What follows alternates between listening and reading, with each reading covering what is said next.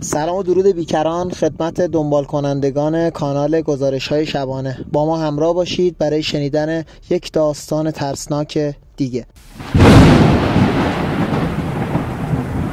اسم من آریاست. 28 سالمه.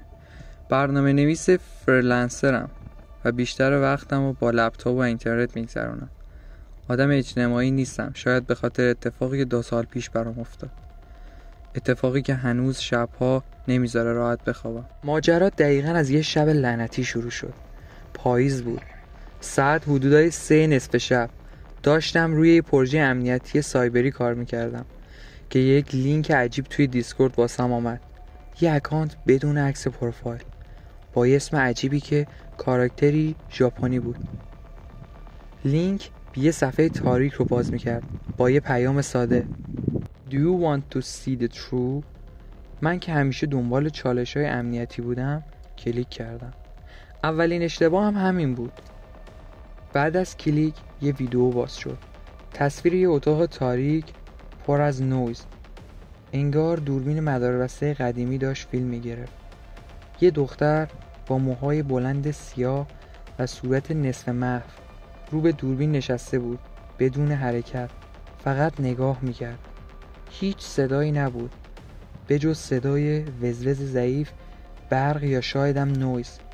من سریع پنجره رو بستم، اما همون لحظه همه چی شروع شد.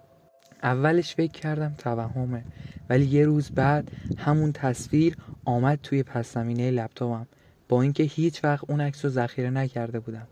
بعدش صداهایی توی هدفونم شنیدم، زمزمه هایی که وقتی فایل صوتی نبود پخش می شدن، جمله هایی که گاهی فارسی گاهی زبون عجیب تر بودن. تو منو دیدی، حالا دیگه نمیشه پاکش کرد. شبها وقتی میخوابیدم خواب اون دختر رو میدیدم، همون اتاق، همون نگاه. یه شب بهم گفت تو نباید منو به کسی نشون میدادی. و وحشتناکتر وقتی بود که مادرم یه شب آمد تو اتاقم و گفت آریا چرا زخمایی رو صورتت افتاده؟ رفتم جلو آینه، 3 خط واضح مثل پنجه روی صورتم بود. هیچ چیز یادم نمیومد جز اون خواب لعنتی. لپتاپم رو خاموش کردم. یه هفته با گوشی کار کردم، ولی همون تصویر این بار تو گالری گوشیم ظاهر شد. یه عکس تاریک با چهره اون دختر توی سایه. دیگه مطمئن شده بودم یه چیز خیلی اشتباهی اتفاق افتاده. با کمک یکی از دوستام که تو سیستم‌های امنیتی کار میکرد لپتاپم رو بررسی کردیم، اما هیچ ویروسی، هیچ فایلی، هیچ چیز مشکوکی پیدا نشد. انگار اون لینک یه در بود، یه در به یه چیزی فراتر از دنیای ما.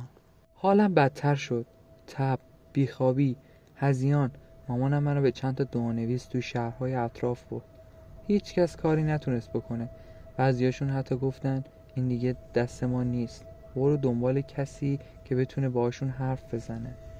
شب توی یه روستای دور افتاده وقتی داشتیم از آخرین دعانویس رد می شدیم، یه پیرمرد نورانی با چشمهای عجیب خودش آمد سمت ما.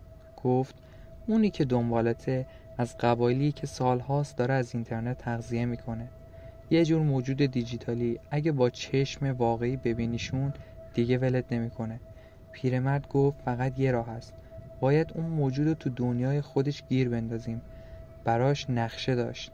گفت که باید دوباره همون لینک رو باز کنم، اما این بار با یه کد خاص که اون بهم داد. یه فایل با کد HEX خاص ساخت. فایل رو باز کردم، همون صفحه اومد، ولی این بار دختر توی تصویر تکون خورد. با صدای دوگانه گفت خیانت کردی؟ حالا نوبت توه. اتاق تاریک شد. صدای جیغ توی گوشم پیچید. مامانم میگفت داشتی توی خواب داد میزدی و گریه میکردی. صبح که بیدار شدم پیرمرد اونجا نبود. انگار هیچ وقت وجود نداشت. فقط یه فلش ساده تو جیبم بود با کد همون فایل لعنتی. اما از اون شب کابوس هام تموم شدن. دیگه صدایی نشنیدم، دیگه تصویری نیومد. انگار اون موجود توی همون فایل گیر افتاده بود. فلش رو هنوز دارم، توی گاف صندوقم گذاشتم.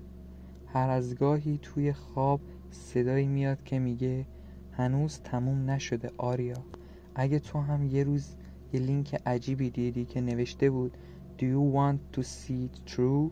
کلیک نکن. خیلی خوب دوستان، اینم از داستان ترسناک امشب ما. ممنون که همراهمون بودید. لایک، کامنت، سابسکرایب یادتون نره. اگر انتقادی، پیشنهادی یا داستان ترسناکی از خودتون دارین حتما تو کامنت ها بهمون بگین تا یه داستان ترسناک دیگه. شما رو به خدا میسپارم.